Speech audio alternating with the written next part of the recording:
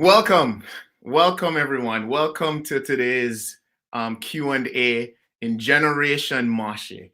Welcome especially to my special Moshlings. My name is Dr. Azizi Seixas, Associate Professor at the University of Miami Miller School of Medicine, an Associate Director for the Center for Translational Sleep and Circadian Sciences. And I'm so excited to be here with you, parents and family, and my wonderful, wonderful little Moshlings. I hope you got a good night's rest, especially after last night when we kind of fell back. So we gained an hour's rest. So I hope everyone is cuddled up together. If not, you're sitting around a table or sitting in a couch. I hope that this entire hour is going to be a wonderful experience for us all. On behalf of myself and the Moshi family, we want to welcome again Generation Moshi and specifically our little Moshlings. Today, we're going to talk a little bit about sleep and kids. That is a lot to talk about. So we're going to just focus on, three areas. Particularly, what's the importance of sleep? Why is it that we need sleep? Then we're going to move into after that, and we're going to talk about what can you do to improve your sleep, especially now that we fell back and we're, leading very busy lives and we're shifting from one thing to the next. And then we're going to talk about next steps and solutions. So again, I'll give you all a minute. Bring in your tablets, put us on the television. There's going to be an exciting hour. Again, I am so excited because why? I come to you as a father of two little Moshlings, a 9-year-old and a 4-year-old, who have been using Moshi for umpteenth years now, and they love their Moshi. And so I hope you do too. But I'm not here to essentially sell Moshi at all. My job today is to be a resource to you all. So I encourage you all, ask any questions that you may have. My hope is that I will be able to answer those and just to have a conversation. So being an expert doesn't mean I know everything, but I might be able to help you think through things. And so welcome to today's conversation. So let's talk about initially, let's talk about the first thing, importance of sleep. Why is it sleep important? And again, folks, go ahead, put your questions in comments. I want to get some feedback from you, okay? And especially huge shout out to the moms and dads. Dads, I know that this might be very, very tough for you because some of you may be missing your local football team, but I rest assured that this will be an encouraging and an exciting time for you. Let's talk about importance of sleep. So the importance of sleep is very varied, but let me connect it without not much scientific language. So when we're talking about the importance of sleep, the first thing you have to focus on is the brain. Sleep has been connected with significant brain development as early as infancy. In fact, even before then, even within utero, that our little Moshlings need to get a good night's rest. Why? Because their brain development and their function relies significantly on getting good sleep. Now, you may ask, how much sleep does your child need? We will spend some time talking about that once we've gone through all the important reasons why sleep is critical for your child. Sleep is also important for development. As your child hits his or her significant milestones, that what many studies have shown is that kids who get good night's rest, that they hit these milestones at the right time and go on to flourish. Sleep is also important for energy conservation. You may ask, what does that mean? It means, therefore, that as our bodies are working day in and day out, that in order for all the important organs in our body to maintain a good level of energy and high level of functioning, that there are times when it needs to rest. So, yes, your organs need to rest. Your heart needs to rest, right? And so, for your little mushlings, I hope they're hearing this that you must spend some time to rest because you need to conserve energy. Why?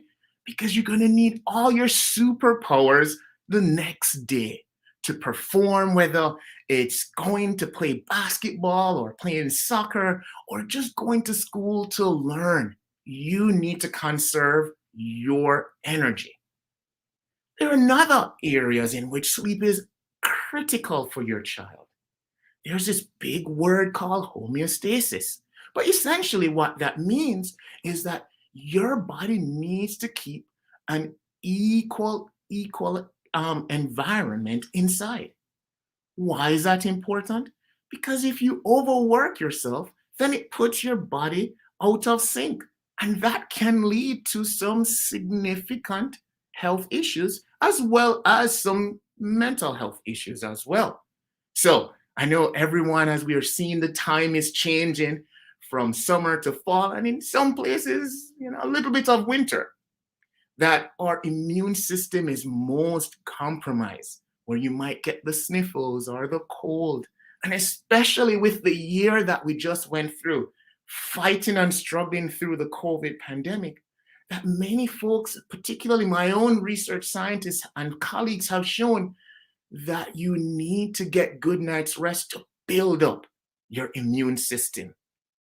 My little mushlings, my little kiddos, you need sleep because this will help you to fight off your colds, help you to fight off your fevers.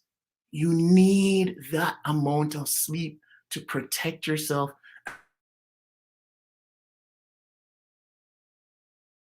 It is also important for social and emotional learning. I believe my other colleague, Allison, in a previous Q&A, but essentially, your ability to find relationships and to empathy, your kid needs a high level of sleep. Why is this important? Because there are some little parts in your brain that are responsible for helping you when you feel sad or when you feel high in many ways, in terms of feeling very elated.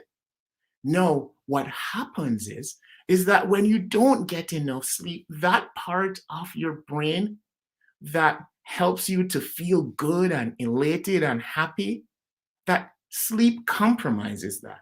Sleep affects that significantly. And it leaves that other part of your brain that deals with negative emotions. And so everything that you start to experience will be seen in a negative way. So you need sleep to balance out that part of the brain that allows you to deal with negative and positive emotions so you're not feeling down and sad and depressed or anxious or too hyperactive. And lastly, sleep is important because there are some key biological activities that your child must do. And the only way in which your body can maintain healthy processes during these key biological activities is sleep. And they need to get good night's sleep. So then you may ask, Dr. Azizi, how do I know that my child is getting a good night's rest?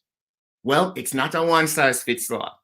So let me share with you some basic guidelines and recommendations that will lead to and provide some context as to how much your child sleep, how much sleep your child should get. No, here's the deal.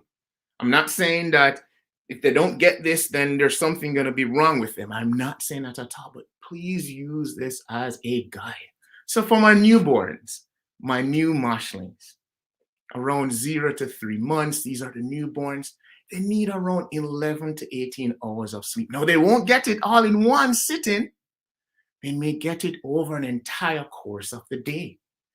The reason why our little kiddos and our little mushlings need this amount of sleep is because birth was such a traumatic experience for them and for all, and especially for moms and dads and families alike. But it's such a wonderful, joyous moment but physically for our little kiddos and our little mushlings, just being birthed was such a huge trauma. Why? Because they're leaving the comfort of mommy's womb to be out in this wild world. And regardless of the amount of protection that we give our kids, it's a lot of adjustment for them. Their brains are also developing rapidly. And so, in order to accommodate these different changes and those different biological developments, they need a ton of sleep. Let's focus on our infants. This is around 4 to 11 months. Well, infants need about 12 to 16 hours of sleep.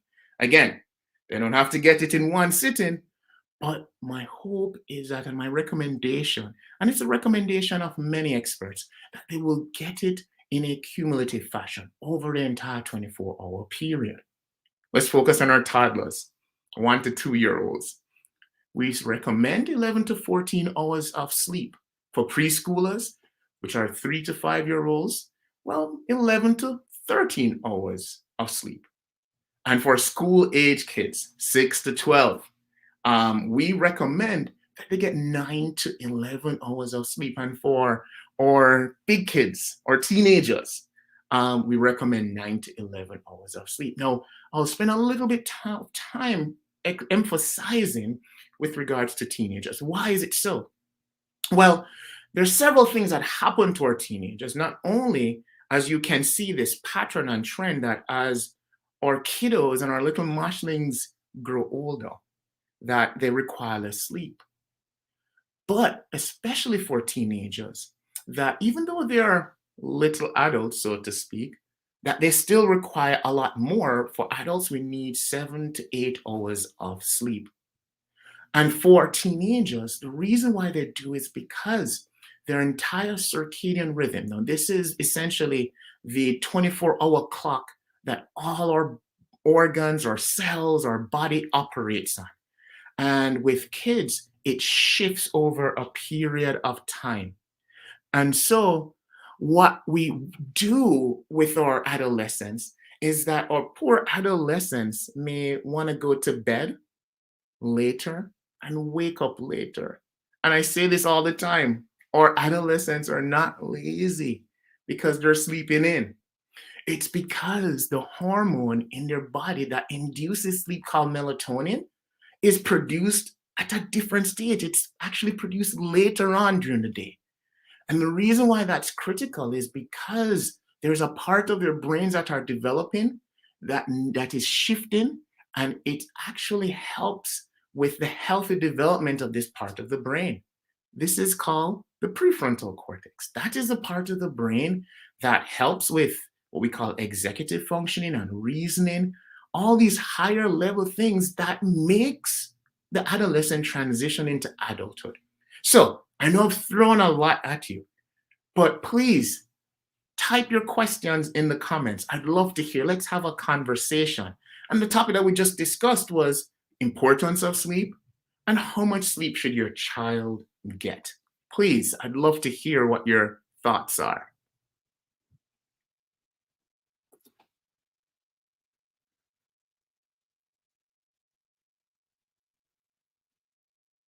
All right, so I'm gonna thank you for all these comments.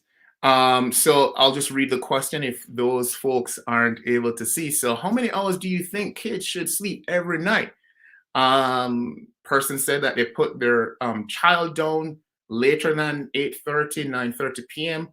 and wake her up Monday through Friday at 6:30 a.m. So, as I had mentioned just now, it really depends on how old that child is. So, if I had mentioned, if that child is at a certain age, let's say the child is at school age, 6 to 12 years old, that it's optimal that they get 9 to 11 hours of sleep. However, here's the key thing, and I think this is what that parent is addressing. It's not just the amount of sleep, but also when. It's the timing of it.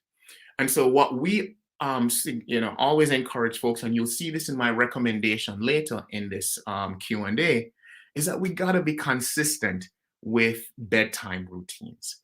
So, if your child, if you believe, and I oftentimes tell parents this, you must know your child. And one way of doing that, I oftentimes suggest put together a sleep diary.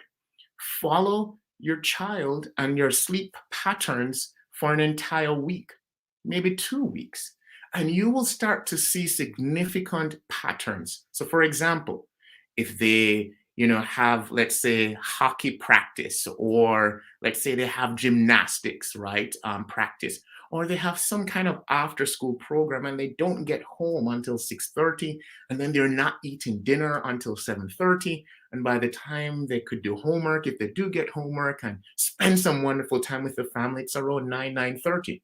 And if you're seeing that your child who may go to bed at 9:30 p.m., and by the time they're ready to wake up to go to school and they're groggy and they don't feel rested, then obviously that child may not be getting adequate sleep.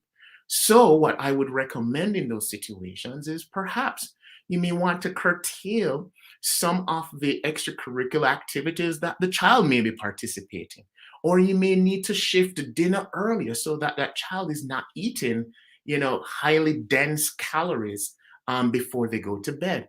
And so those are some nuanced, subtle adjustments that you can make, but they're very, very critical. So just want to underscore, it's not just the amount of sleep that your child gets, it's actually when they sleep as well. Thank you. That's an excellent question. I'd love to hear. I love questions.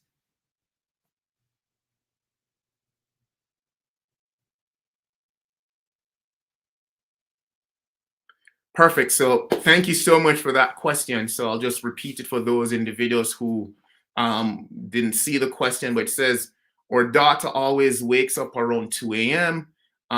Do kids also go through sleep cycles? And the answer to that last part is yes. Kids do go through sleep cycles, and I'll just provide a little bit of an orientation. I mean, this is Sunday, and I don't want this to be highly scientific, but there are, or sleep goes through two primary phases. The first phase is called non-rapid eye movement sleep, which consists of three distinct stages, and the latter is rapid eye movement. Each stage is important. It's important for the entire health of the sleep, as well as it's important for the entire general health and well-being, physical and mental well-being. And so if your child is waking up at 2 a.m., we got to figure out why. Are they having nightmares? Are they having insomnia like symptoms? Which, again, today's conversation is not to diagnose anyone at all. So I just want to state that categorically, and that the views that I express it is are my own. But I think what we can use today as is more so a Q&A FYI, to provide you with as much information and direct you to dig in more so that your child gets special care. And the American Academy of Sleep Medicine has a list of several, pediatric sleep clinics where you could reach out to them if, for example, if you feel that your child's sleep patterns are not, follows a norm. But in those cases, there's so many things that could be going on, in terms of your child waking up. So I would highly recommend that you do a sleep diary or reach out to a sleep clinic to see what might be going on. But try the sleep diary first, and see what could be potentially going on, because there's so many different things why your child might be waking up at 2 a.m. repeatedly. Great questions. All right, I think we'll do one more question. So the question is this, and thank you so much for that question. And I'll read it again.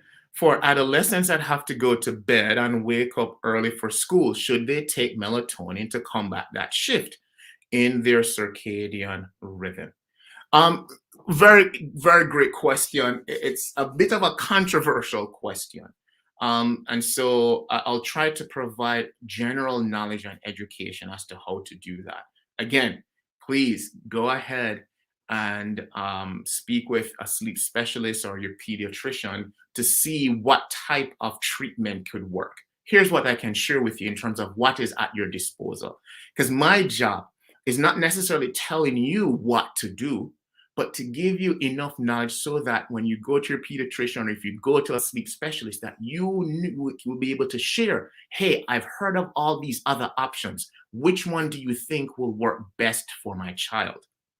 So in this case, I don't necessarily recommend the use of melatonin just like that. Typically, melatonin works most effectively if people have shifts in their circadian rhythms, meaning, let's say your child just cannot fall asleep, at 10 p.m. When they want to go to bed. And no matter what you try, they just cannot. They just cannot. Now, there are several things that you must be able to differentiate. They could be experiencing that because of some shift in their circadian rhythm in terms of the timing that maybe their bodies are just not ready to fall asleep yet. So that's one thing. But that person, that child could also be experiencing insomnia, which is, and here are some three classical signs of insomnia: difficulties falling asleep, difficulties staying asleep.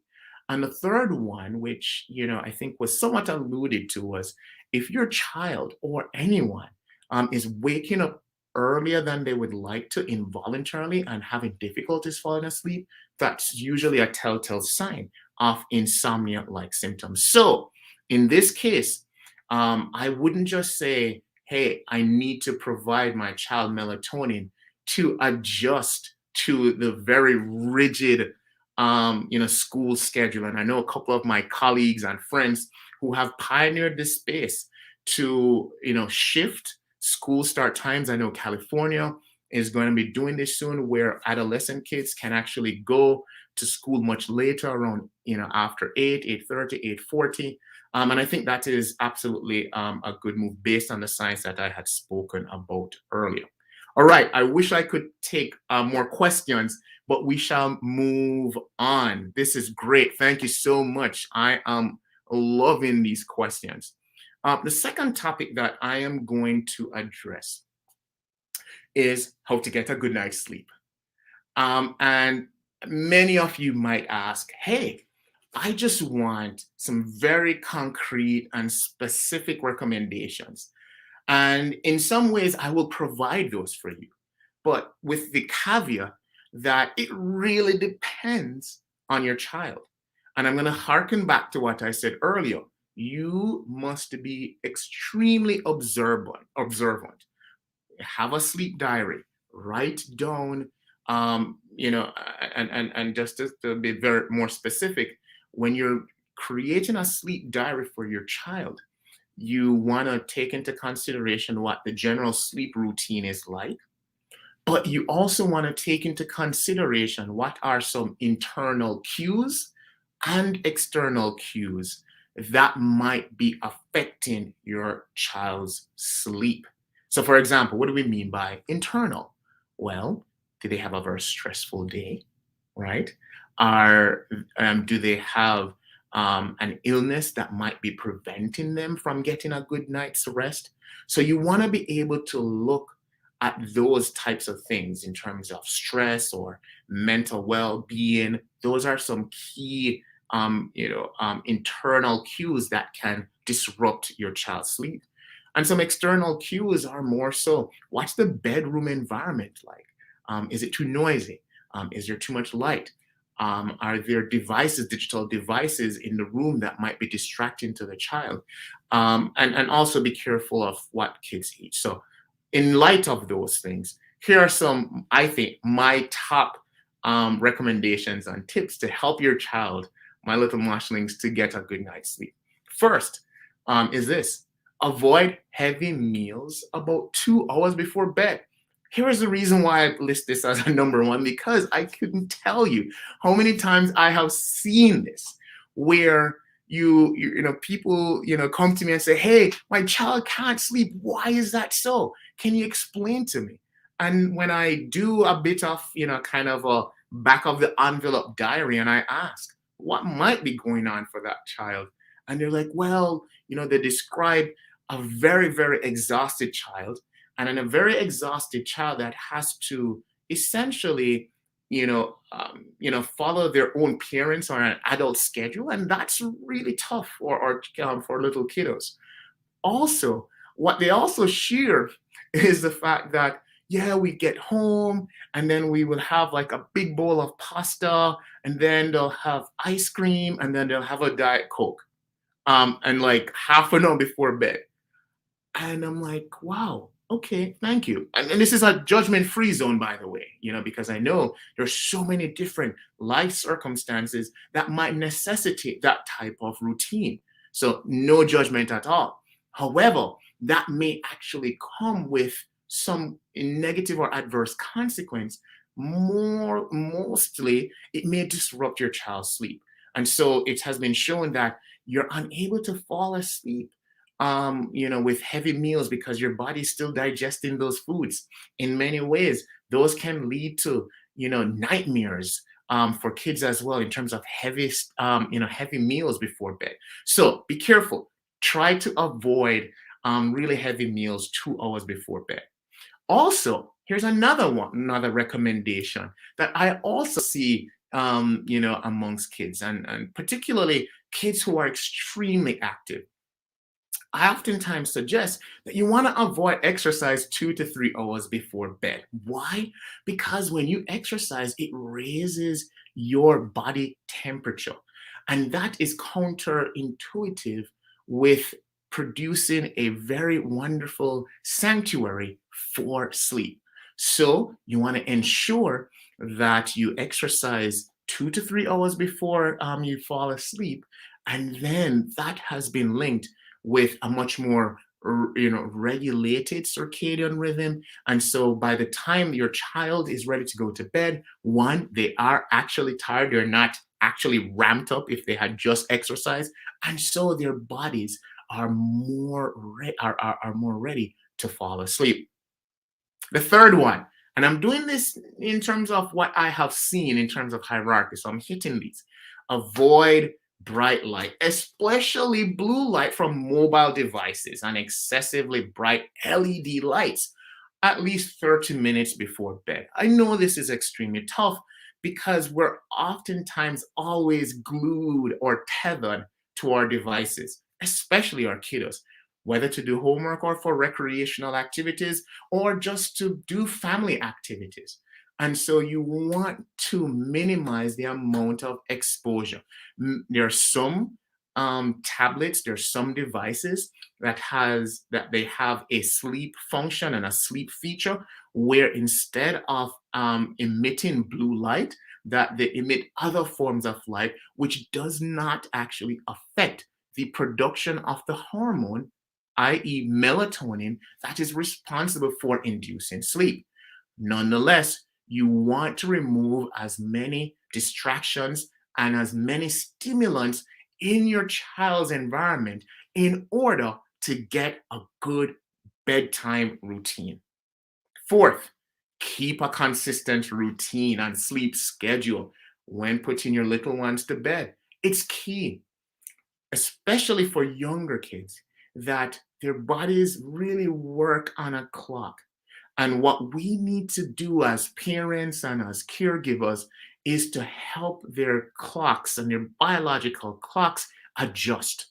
And so this is why having a consistent routine and sleep schedule is important.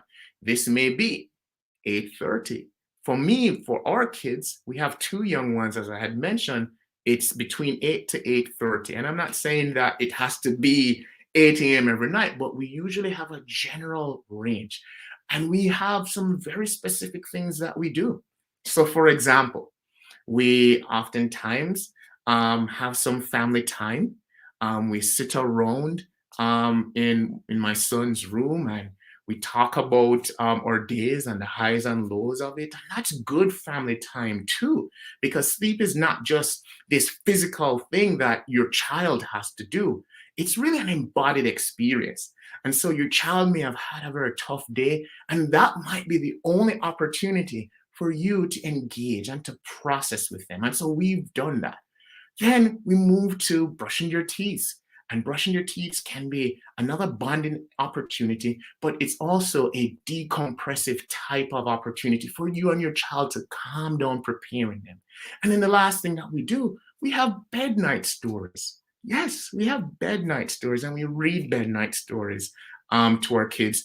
And that allows us to bond, and it allows them, one, to be imaginative, and to actually start embracing the world of sleep, because the world of sleep for many kids is so elusive and imaginative, and stories help with this. And so those are some other things that I want to acknowledge. No, I understand, and I want to say culturally it might be tough. Work schedules might be tough. There might be parents who work at different times and different schedules. If you work at night, and that might be difficult. But there are so many other substitutes that you could utilize with your child. I'll just be quick in terms of sharing some others. Ensure that your child's sleep environment is conducive to sleep. Ensure that it's a sanctuary for sleep. Make sure the pillows are comfortable, that the room is dark, relatively dark at the level of comfort, because I know our little moshlings and kiddos may be afraid of the dark, might be a little bit mysterious. So you may have a small night light, not above the head of the child, but it's in a distant area wherever they are sleeping. And you want to ensure that the temperature is optimal. Temperature should not be too cold, not too hot. Around 68, 69 degrees is oftentimes seen as most optimal and soothing. And they could take a warm bath as well to help your child to fall asleep. So I know I've thrown a lot at you, and there's so many different tips. So if you have any questions, or if you want to share one of your own tips that has led to your child getting good night's sleep, please type it in the chat and in the comment section.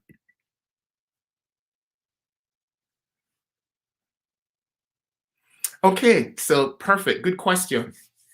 The question is this: any food or snacks that actually help with falling asleep?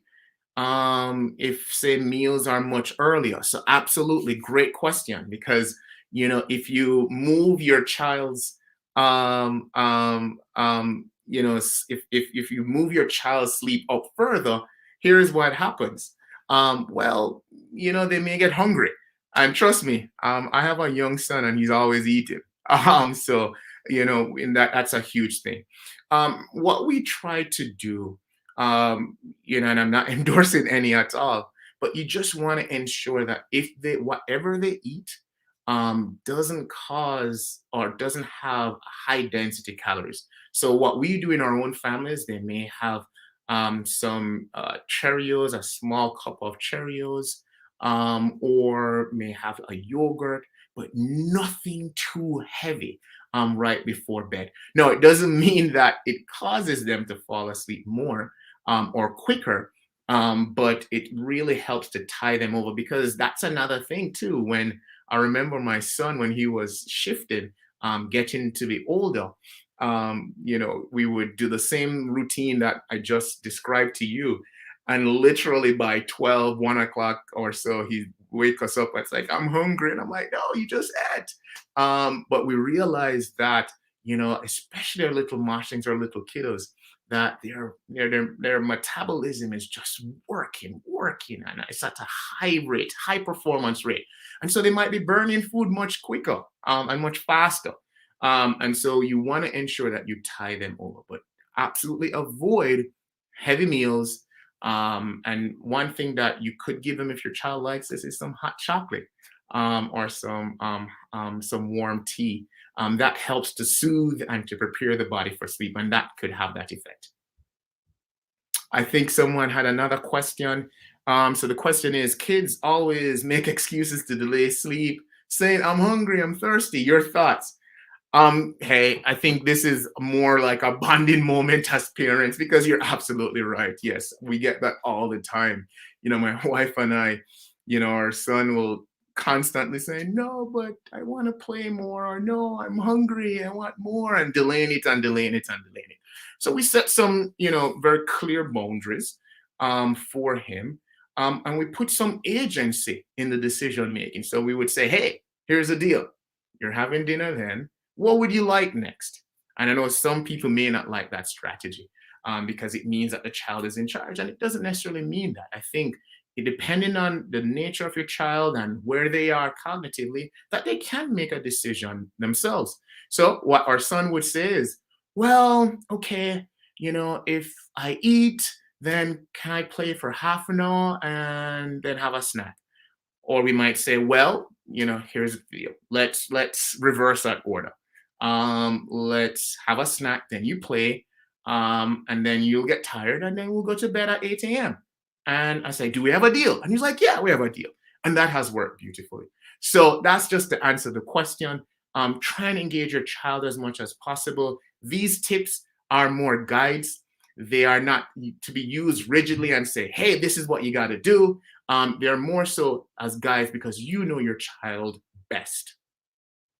I believe we have maybe one more question and then we must move on because I see so many wonderful questions coming in. This is exciting.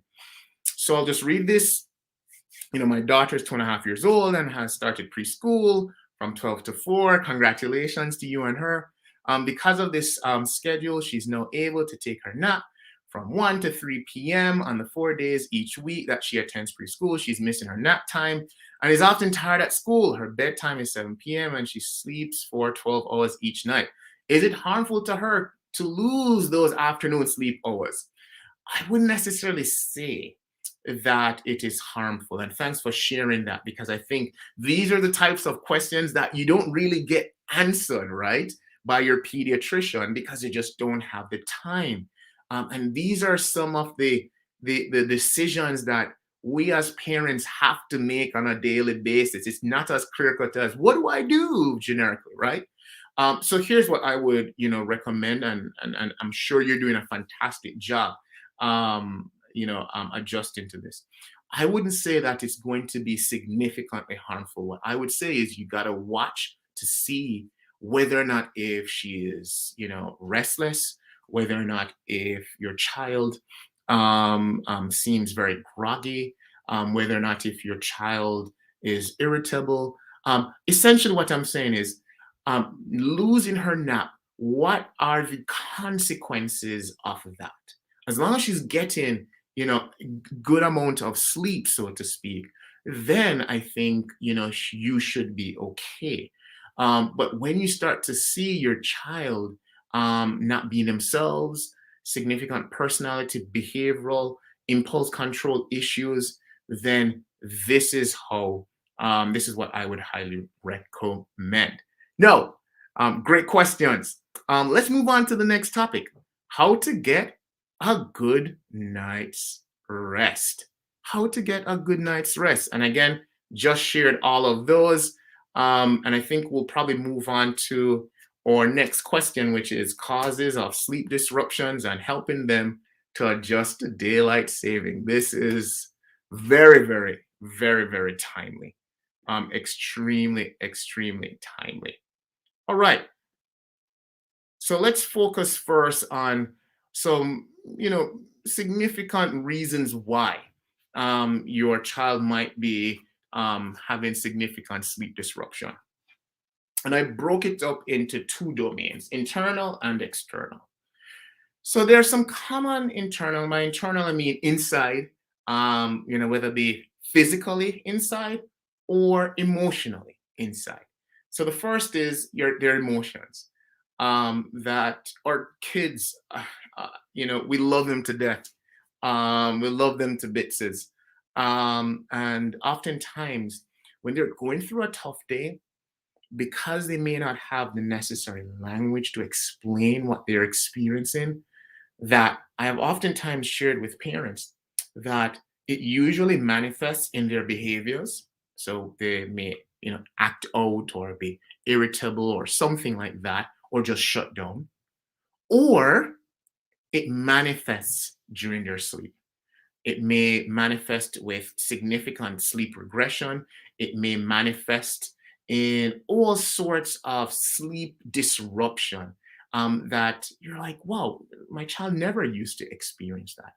And I think their emotions, anxiety, depression, and I'm not saying that as a pathological thing, but just feeling down and feeling sad and being nervous and having the jitters, going back to school, or having to be in this new world, dealing with a pandemic, and they've had to restrict their social activities and interactions. That's really tough. And it's really taken a toll on so many kids. There's some kids who've been able to adjust okay, and some kids who haven't. And this doesn't mean the kids who haven't adjusted okay means there's anything wrong with them, but it just makes them unique. This is just how they are. So for example, my daughter, she's such a feeling person. Like, she's just so awesome and she cares about folks. And this past year, when she wasn't able to see her friends, that it really had a significant impact on her. So we had to try and simulate as much as possible to find opportunities for her to connect emotionally with her friends. So that's emotions. The other is biological changes.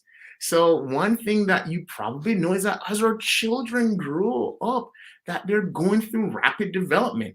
There may be hormonal changes for boys and for girls. There might be changes in their brain. There might be changes in their height. There's so many different physical and biological changes that they're going through. And especially if a child is going through a growth spurt, they may sleep more or not, or they may have difficulties falling asleep. And you want to be aware of those. And that's why I say, keep that diary. The diary is important, and it doesn't have to be anything too scientific. It could be a back of the envelope type of exercise. And third, your child could be too tired. That's another internal factor that might be driving their sleep disruption.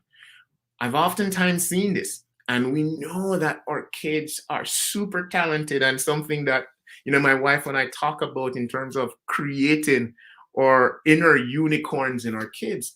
And so your child is perhaps doing ballet and doing baseball and doing, robotics, after school programs. That's a lot. That is a lot. And so you want to be able to figure out if your child can manage all of those activities, especially after having an 8-9 hour day at school. So be very mindful of that. And then the second domain is external factors.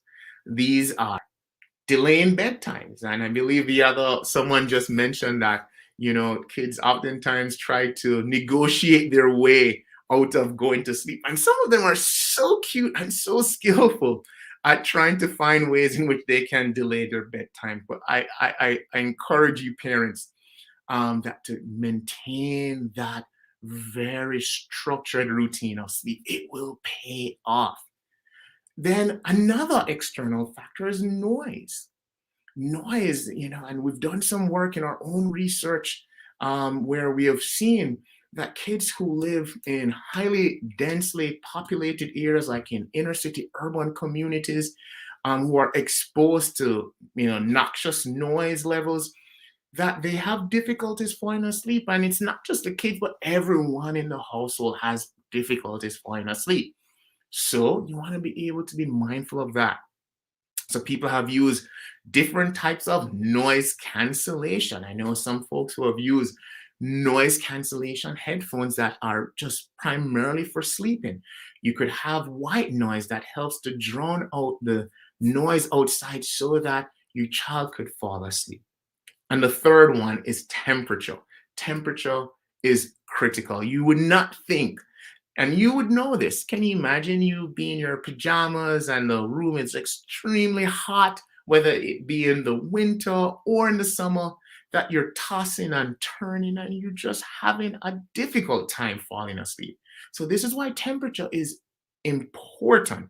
You want to adjust your temperature. And I believe I had shared earlier that 68, 69 degrees inside the room is important and is critical. And it's oftentimes leads to a good, healthy sleep. And light, you want to minimize the amount of light that is inside the room, whether it be devices or having overhead lights or even those lamps as well as there are some kids who may live in densely urban areas and they may live near a thoroughfare and there's too much light coming in. So you want to be mindful of those. Any questions?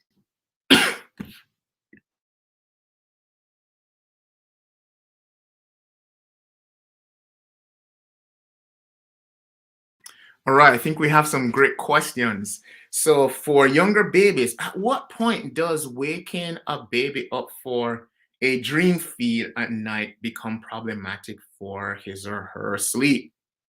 Very good question.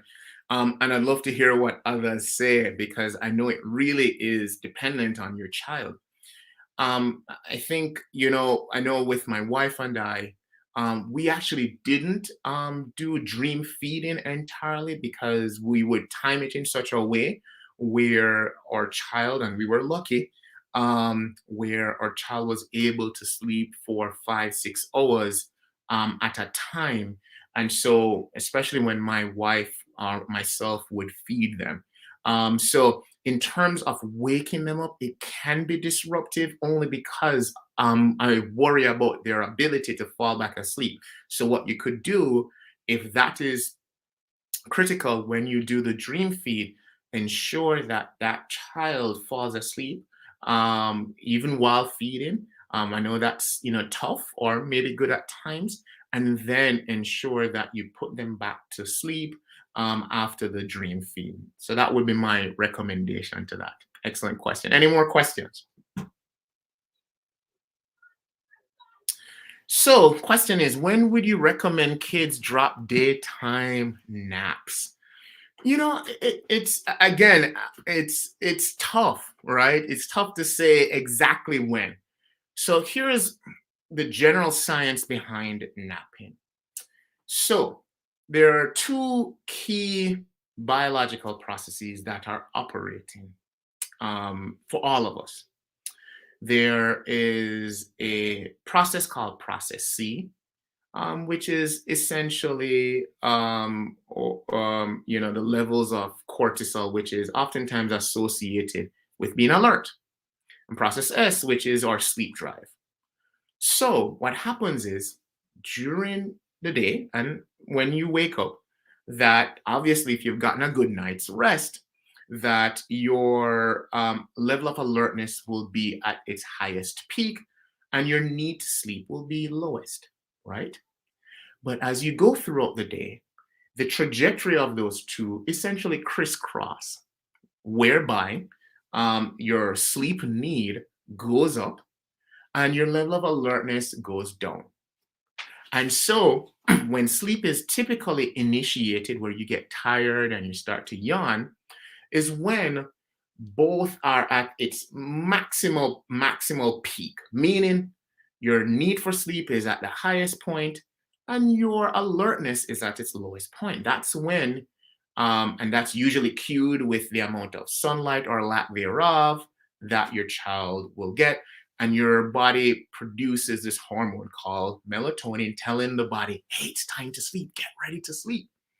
And so this is where when sleep is induced. Now here's a trick with napping. If you nap too close to that bedtime, guess what happens? Your need for sleep will drive down. So your child will not have what we call sleep pressure or what I call the thirst for sleep by the time they're ready to go to bed. And that can lead to some restless nights or they just can't fall asleep. So ultimately, try and reduce the amount of napping close to bedtime. So I'm not saying you should eliminate napping at all because there are some kids who may need it. And as I said, it depends if you're going through a growth spurt of some sort, or they've just had a very hectic day and they may need to have, a nap. That's key. What I would also suggest you want to ensure that they're not napping for 2 hours. Because if you're nap for 2 hours, then that's no longer a nap. They've just gone to bed. So you want to curtail it. I usually say 30, 45 minutes, maybe an hour tops, just to help them. Because sometimes if your child doesn't get their nap, they may feel irritable and they may not feel like themselves. So those are just my recommendations and tips to deal with naps. All right. One more question. Hey, any tips on helping an autistic child sleep in his or her own bed? We tried lights, Moshi all through the night, staying in there until he is asleep, but still he prefers mom's bed. And still with Moshi. I'm sure it's a separation thing, and I think you're spot on. Kids, who may have autism or on the spectrum of Asperger's syndrome, um, you know, oftentimes have sleep challenges. And if you haven't consulted a sleep physician or sleep specialist, like a behavioral specialist, to help to develop a routine, then I would highly recommend this, because I think when it comes to curtailing or providing tips and recommendations for kids who have autism, that it really needs to be something more specialized. And unfortunately, the platform that we're currently on may not be sufficient enough to provide you with very detailed recommendations. But I think you're spot on. It may be a separation anxiety thing, and most kids do that, which is why I oftentimes suggest to parents it's okay to leave, a lovey or some kind of transitional object, because as the parent, as the family caregiver, remove yourself from your child's bedroom, where as they're finding their own sleep routines and falling asleep on their own, they're gonna feel a sense of longing. And so it's oftentimes good to replace yourself physically with a transitional object. And we've done this with all of our kids. And I think, Mashi has tons of those kinds of transitional objects with, where kids can get their special characters to do that. So that would be my recommendation. But again, speak to a sleep specialist. All right. How do you know if your child is getting to the REM stage of sleep? Great question. Great question. I see my folks here have done their work and they know the different stages of sleep.